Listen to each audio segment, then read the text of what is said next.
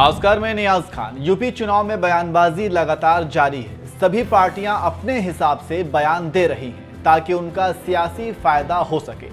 इस बार यूपी चुनाव में AIMIM चीफ असदुद्दीन ओवैसी भी कूद गए हैं।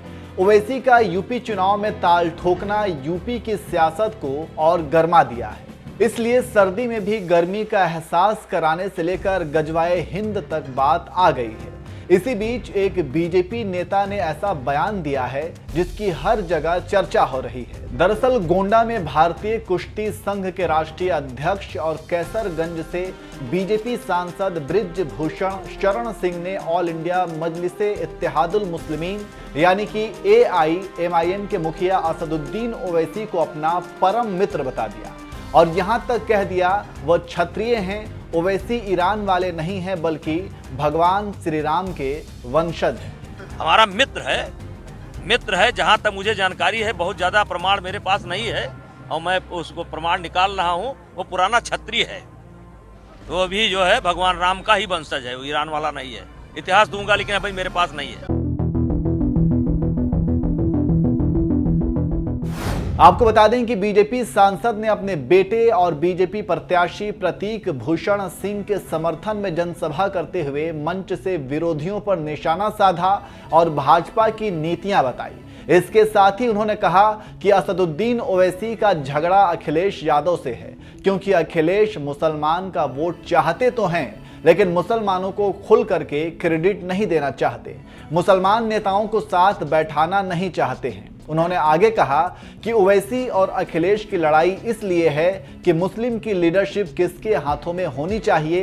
इसके साथ ही बृजभूषण सिंह ने आरोप लगाते हुए कहा, अखिलेश एक नंबर के धोखेबाज हैं। बाप को धोखा दे दिया, चाचा को धोखा दे दिया, धोखा देना उनका काम है। अब स्वामी प्रसाद मौर्य को भी धोखा दे दिया।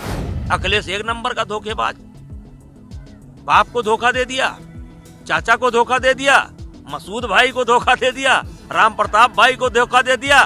धोखा उसका काम है और इनको भी धोखा दे दिया। बातचीत चली थी, अरे स्वामीनाथ मौर्य भी लुट गए यार, कुछ नहीं मिला।